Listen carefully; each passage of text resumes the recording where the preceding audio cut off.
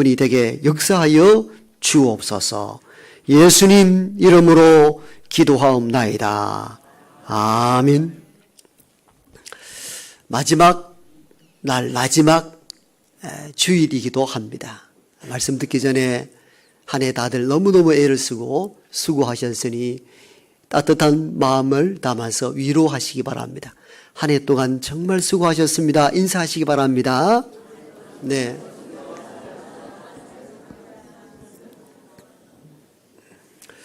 정말 애쓰고 수고가 많으셨습니다.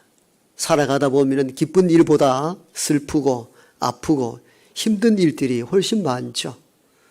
우리 수성교회 공동체 가족들 이렇게 면면히 살펴보아도 이렇게 눈물 나고 슬프고 아픈 일들이 훨씬 많은 가정들을 만나게 됩니다. 주님의 크신 위로가 여러분과 여러분 가정 위에 임하기를 소망합니다. 주님이 나와 함께 한다는 이 믿음으로 오늘의 환난과 또 어려움을 기도하며 잘 이겨나갈 수 있기를 원합니다.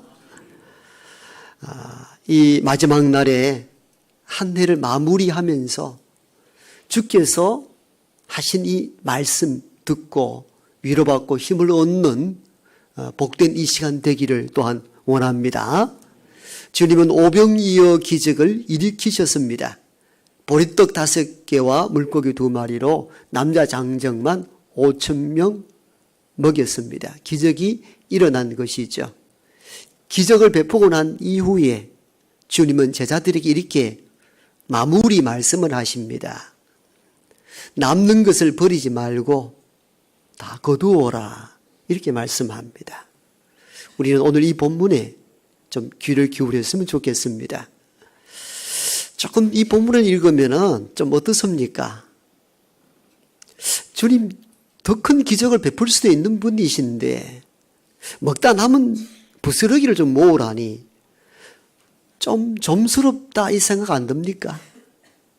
누군가 아주 힘도 있고 또 능력 있는 어떤 사람이 대구의 제일 좋은 호텔에 한 5만 원, 7만 원짜리 되는 좋은 음식을 대접을 다 하고는 끝나고 난 뒤에 마무리를 이렇게 합니다.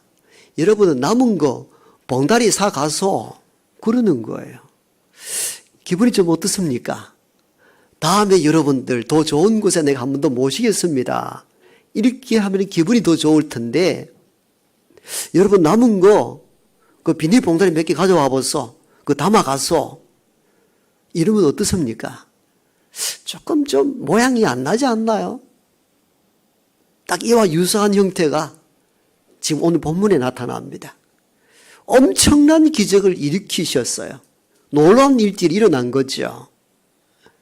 그런데 찬물을 끼얹던 제자들에게 이렇게 말합니다. 남은 부스러기 버리지 말고 거두라는 겁니다. 여러분 지금은 그래도 뭐 음식 이게 테이크아웃 할 때는 박스나 또 예쁜 포장지에 딱 담아서 이렇게 주지만도 이때는 그렇지 않잖아요. 상상해 보십시오. 수많은 무리가 잔디밭에 앉아서 떡과 고기를 막 나눠서 먹습니다. 손이 얼마나 더러웠겠습니까? 사막지대였으니까. 그 먹다 남은 부스러기를 지금 모으라는 겁니다. 주님이 이게 기적 이후에 마무리로 하신 말씀이에요. 따라서 우리는 이 본문을 통하여 주께서 의도하신 것이 있단 말이죠. 그러니까 그 일을 하신단 말이죠. 내가 다음에 또 기적을 일으킬 터이니 너희들 먹을 것 아무것도 염려하지 말라. 그러시질 않았다는 겁니다. 남은 것 거두라는 거죠. 그러면서 주님이 마무리로 하신 이 말씀을 통하여 우리에게는 한 해를 마무리하면서 이 주의 말씀으로 한 해를 잘 갈무리할 수 있는 우리 모두가 되기를 축복합니다. 첫 번째로 주님께서 남은 것 버리지 말고 거두라는 이 의미는 밥의 소중함을 잊지 말라는 것입니다. 밥이 소중하다는 것입니다. 이 기적을 일으키기 이전에 상황을 결코 잊지 말라는 것입니다. 수많은 무리가 있었지만도 먹을 것은 꼴랑 보리떡 5개, 물고기 2마리. 물고기 2마리도 요한복음서는 옵사리온, 아주 작은 물고기, 멸치와 같은 작은 물고기 둘 뿐이었습니다. 한 아이가 먹을 수 있는 한 끼의 도시락입니다. 그것밖에 없었잖아요. 그걸 붙잡고 감사 기도하였더니 남자 장정만 5,000명 먹고도 남은 거죠. 기적이 일어난 것입니다. 주님은 이 마지막 마무리 말씀으로 남은 것 버리지 말고 거두라는 이 의미 속에 우리가 먹지 못한 이전의 상태, 기적 이전의 그 굶주린 상태 잊지 마라. 음식이 얼마나 소중하며 밥이 얼마나 귀한 것을 알라는 것입니다. 허투루 하지 말라는 거죠. 어쩌면 우리가 먹는 이 밥은 하늘과 땅의 협력체입니다. 하나님이 은혜를 주시어 비를 내리시고 때를 따라 바람을 불게 하시고 태양빛을 주시고 농부가 가꾸어 그러므로 먹을 거리가 생기는 거죠. 아무렇게나 나오는 것 아니라는 것입니다. 주님은 기적을 일으키셨지만도 가장 기본적인 것, 밥이 곧 생명이라는 사실들을 한 번 더 강조하십니다. 육체를 가진 인간은 먹어야 삽니다. 밥의 소중함. 여기서 우리는 새롭게 깨닫게 됩니다. 아무리 신령한 사람이라 할지라도 말씀과 기도로만 살 수 없습니다. 인간은 육의 몸을 지녔기 때문에 밥을 또한 먹어야 살아갈 수가 있습니다. 이런 의미에서 보면은 예수님은 어느 한쪽만을 강조하지 않으셨어요. 말씀도 강조하고 기도도 강조하여 늘 깨어 기도하라 하기도 하셨지만도, 즉 영적인 일에 풍요롭기를 원하시기도 하셨지만도 육의 일에 대하여 소홀히 여기신 분이 아니십니다. 오늘 본문에 보면은 먹을 것, 남긴 것 버리지 말고 거둬두리라. 이 의미는 육을 위해 밥도 소중하다는 것을 의미합니다. 그래서 우리는 신앙인들은 좀 균형이 있어야 됩니다. 육의 일들과 영의 일들이 항상 균형을 갖고 살아야 됩니다. 어느 한쪽에 치우칠 때에 언제나 위험성은 따릅니다. 이단들은 육의 일들을 굉장히 소홀하게 여깁니다. 그리고 영의 일을 주목하라 해서 가정이나 학교나 이 삶 자체를 폐허로 만들어 버립니다. 믿음이 없는 사람들은 육의 일에만 강조합니다. 몸단장하는 것, 건강한 것, 잘 먹고 잘 사는 것, 부자 되는 것. 이게 다 불균형입니다. 어느 한쪽으로 치우치는 것은 신앙에 위험이 옵니다. 신앙은 언제나 육의 일과 영의 일들이 균형 있게 성숙하고 건강하기를 원합니다. 주님은 이 지점에서 놓치지 않았습니다. 먹을 것 별것 아니야 그러지 않았습니다. 먹다 남은 부스러기, 침 묻은 거, 남은 손때 묻은 빵 부스러기를 다 모으라 하는 데는 이런 의미가 있습니다. 육을 위하여 밥이 필요하며 밥은 곧 생명이란 사실들을 남아있는 부스러기를 모으라는 주님의 말씀에서 그 뜻이 분명하게 드러납니다. 여러분 역사서에 보면은 구약의 역사서에 보면은 엘리야가 거짓 선지자 수백 명과 영적 대기를 벌이지 않습니까? 갈멜산상에서 오직 여호와가 참 신이라고 믿는 홀로 된 엘리야와 이방 신을 섬기는 거짓 선지자들과 누구의 신이 참 신인가 불러 응답하는 그가 곧 참 신이라는 이 영적 대결에서 엘리야 혼자 여호와의 이름을 부름으로 불러 응답한 여호와를 만나게 되고 결국은 이방신을 섬기던 선지자들이 패배하게 됩니다. 이 패배를 눈여겨보았던 거짓 선지자 지원했던 아합의 아내가 분노하여 하나님의 참 선지자 엘리야를 죽이려 합니다.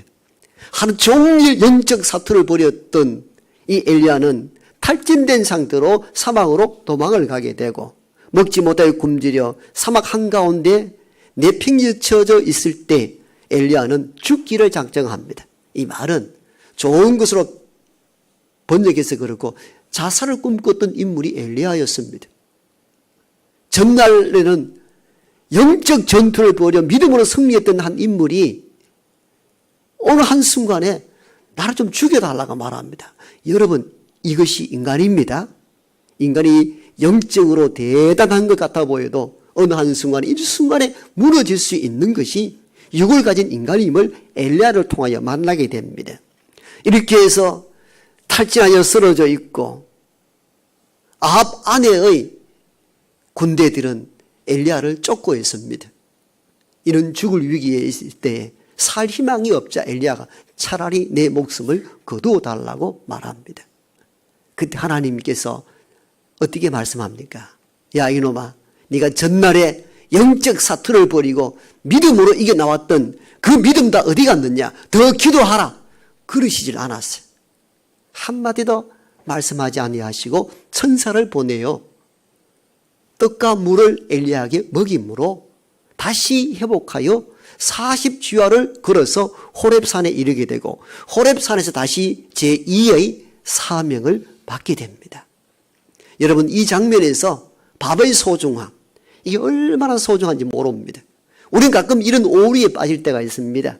구역 식구나 누군가 또 낙심되거나 또 어려워서 탈진되어 있으면은 주로 우리는 이렇게 처방하죠.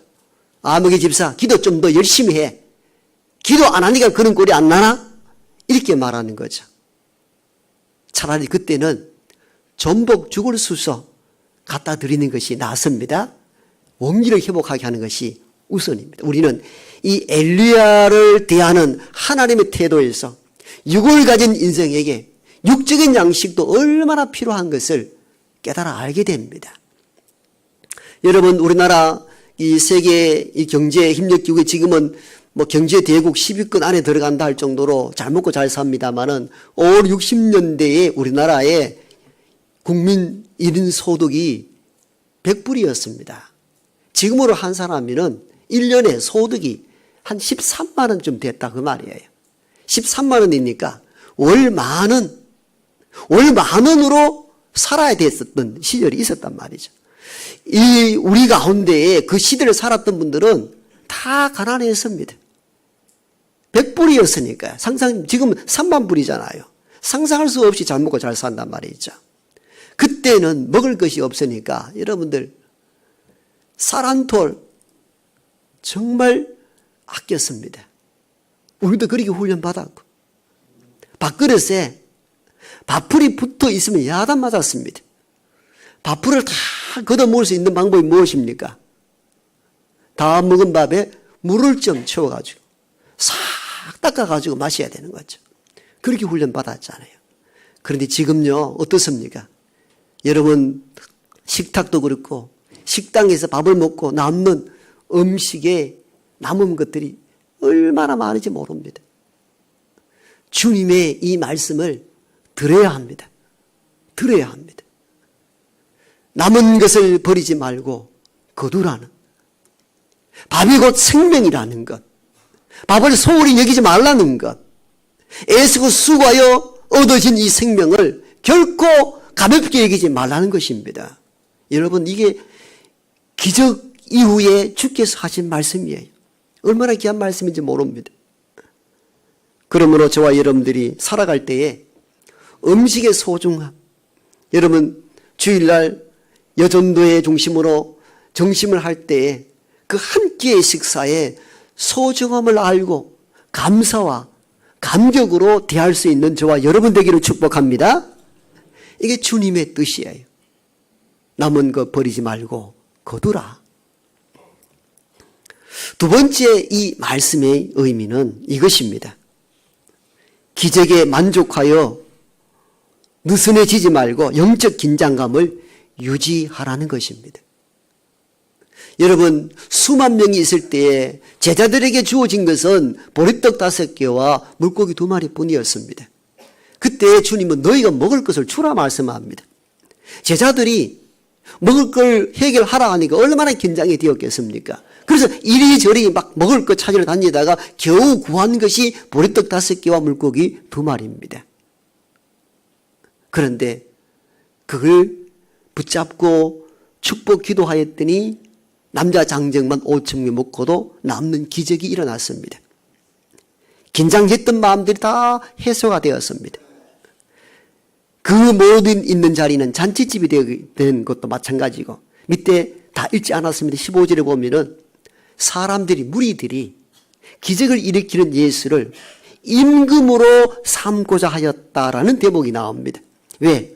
먹을 걸 해결해 주니까 아무도 우리에게 먹을 걸 해결해 주지 않는데 이 예수라는 나사렛 청년 예수가 먹을 것을 해결해 주니까 무리들은 당연히 그를 오늘 같으면 대통령으로 삼고자 했다는 것입니다. 그게 15절에 나온 말씀입니다. 그러니까 그때의 분위기가 잔치집 분위기였음을 우리가 알 수가 있습니다. 왜? 먹는 문제가 해결되니까 더 이상 긴장해야 될 이유가 사라진 것이죠. 그때에 이 장면을 보십시오. 수많은 무리가 기적을 통하여 먹고 배가 불렀습니다. 그리고는 하나 둘 먹고 다 그 잔디발 떠나고 있는데 그때 주님은 제자들에게 명령합니다. 얘들아, 먹다 남은 것 부스러기 거두으라는 것입니다. 이 장면을 깊이 이렇게 상상해 보십시오.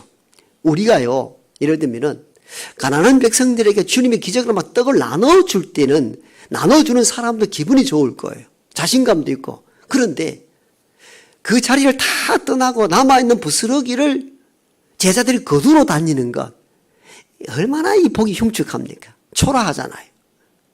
연극 무대에 관람석이 가득하다가 관람석이 다 떠나고 난 뒤에 밀대 잡고 청소하는 것과 똑같은 거예요. 이 초라한 거예요. 왜 이 일을 시켰을까를 우리가 묵상할 필요가 있습니다. 왜 모두가 먹고 잔치를 벌이고 그 흥겨운 자리가 떠나간 그 자리에 얘들아 먹다 남은 부스러기 거두라. 왜 이 말씀을 하셨을까를 고민할 필요가 있습니다. 너희들이 아무것도 없었을 때 기적이 일어나기 전에 그 보리떡 5개와 물고기 2마리를 붙잡고 내게 찾아와서 주님 이거 어떻게 하면 좋겠습니까? 사람들은 수만 명인데 이게 얼마나 되겠습니까? 그 긴장감 가운데 비록 부정적인 마음들은 있었지만도 주님께 나와 아뢰잖아요. 이거 어떻게 하면 좋겠습니까? 주님을 찾았잖아요. 주님에게 해결을 부탁했잖아요. 그런데 지금 보십시오. 기적이 일어났습니다. 배부르게 먹었습니다. 먹고 난 이후에 제자들의 모습들은 별로 나타나 있질 않아요. 긴장감이 사라졌다는 것을 의미하기도 합니다. 더 이상 긴장해야 될 이유도 없는 것이죠. 즉 우리가 굶주렸을 때는 뭔가 바짝 긴장하여 하나님을 찾고 주님 우리가 가난합니다. 어렵습니다. 병이 들었습니다. 치료해 주십시오. 먹을 걸 주십시오. 간절히 찾던 이들이 배가 부르고 병이 치유되면 어떻습니까? 우리는 느슨해집니다. 항상 이때가 사실 위기의 때이거든요. 그래서 오늘 본문도 이렇게 시작합니다. 배부른 후에. 이게 정말 중요한 시점이거든요. 여러분 배가 고프고 병이 들고 위기에 처할 때는 주님을 찾아요. 이게 생리적으로 그래서 근본적으로 그렇습니다. 그러나 문제는 언제나 배부른 후입니다. 배부른 후라는 이 의미는 내가 원했던 일들이 다 이루어지고 난 이후 내가 원했던 소망이 다 이루어졌을 때 그 이유가 항상 위기가 찾아옵니다. 그래서 오늘 본문은 배부른 후에 주께서 제자들에게 이르되 남은 것 버리지 말고 거두라. 이 메시지가 얼마나 마음에 와 닿는지 모릅니다. 우리 인생들을 보십시오. 언제나 배부른 후에 위기가 찾아왔다는 것은 성경이 한결같이 증언하는 내용들입니다. 가장 대표적인 인물 가운데 한 사람이 바로 다윗입니다. 여러분, 아버지의 심부름 때문에 전쟁터에 나가 있는 형의 안부를 알기 위하여 전쟁 일선에 나아갔더니 블레셋 장수 골리앗 앞에 모두 벌벌 떨고만 있습니다. 그래도 이스라엘 군인들인데 아주 모욕적입니다. 다 싸울 것이 있느냐? 너희 가운데 한 사람 보내고 우리 가운데 내가 나가서 1대1로 싸워서 이기는 자가 다 승리하는 것으로 하자. 한 사람 나오라 했을 때 아무도 나가질 않았습니다. 이 모욕을 형의 안부를 물어보기 위하여 찾아간 목동 어린 다윗이 이걸 다 듣고 보았습니다. 너무 붕괴하였어. 골리앗 앞에 섰습니다. 어린 나이가. 다윗이 한 말들을 우리는 기억합니다. 골리앗에게 너는 칼과 창과 단창으로 나에게 오지 않다.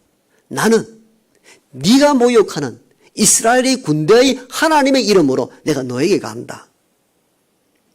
여러분, 골리앗은 키가 2m가 넘습니다. 블레셋은 이미 청동기, 철기 문화로 접어들어서 온갖 철로 무장을 다 했습니다. 그런데 다윗은 나이가 어립니다. 군사 훈련을 받지 못했습니다. 그에게 들려진 손에 있는 것은 양떼를 보호하기 위하여 사람 맹수가 올 때 맹수를 물리치기 위하여 물맷돌이 전부였습니다. 그때 골리앗은 웃으며 이렇게 말하죠. 네가 나를 개로 여기느냐? 개를 쫓듯이 쫓으려고 내게 왔느냐는 겁니다. 말 자체가 상대가 안 되는 거죠. 그러나 우리는 다윗이 그 물맷돌로, 즉 신앙의 힘으로 골리앗을 쓰러뜨리고 이깁니다. 그 승리는 믿음에 대한 긴장감, 하나님에 대한 간절함, 그것이 그로 승리케 하였습니다. 항상 승리 이후에 항상 위험은 도살입니다. 돌아왔더니 온 백성들이 다윗을 칭송합니다. 사울 왕이 죽인 자는 천인데 다윗은 만이라는 겁니다. 그리고 그 이후에 사울 이후에 다윗이 왕이 됩니다. 왕이 되고 난 이후에 어떻게 합니까? 아직도 전쟁이 치열한데 다윗은 한가롭게 궁중 옥상에 올라가 한가로운 낮을 보냅니다. 궁중 아래 시냇가를 쭉 돌아보는데 벗은 여인을 발견하게 되고 그 여인을 빼앗기 위하여서 충성스러운 신하 우리아를 전쟁터로 내보내어 살인교사하여 죽이고 그 아내 바세바를 빼앗아옵니다. 여러분, 이런 비극적인 삶이 어디로부터 시작됐는가를 성경은 증언합니다. 하나님을 붙잡고 의지하고 긴장의 끈을 놓지 않았을 때는 믿음으로 승리하였으나 모든 것이 다 이루어졌다라고 배부른 이후 느슨해지고 나태해져 타락의 길로 빠지는 다윗의 일대기를 성경은 우리에게 증언해 줍니다. 그러므로 우리는 항상 배부른 이후를 항상 조심하셔야 됩니다. 모든 것이 이루어졌다. 내가 뜻하는 소원이 이루어졌다. 배가 불렀다. 그래서 배부른 후가 가장 위기입니다. 교회의 위기도 주로 어디서 오느냐? 배부른 이후에 옵니다. 개척 교회 할 때 지하 상가에서 엎드려 눈물로 씨를 뿌릴 때 교회는 든든합니다.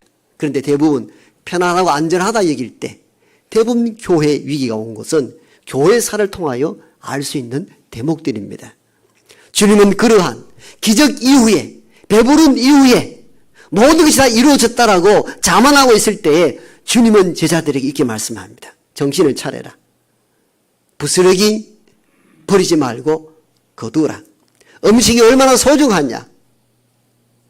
더 깨어있어 이 현실을 주목하라는 것입니다. 그래서 우리는 이 기적만 추구할 것이 아니라 우리 대부분 제가 늘 자주 말씀드리는 것이 우리는 너무 기적 중심에 매여 있어요.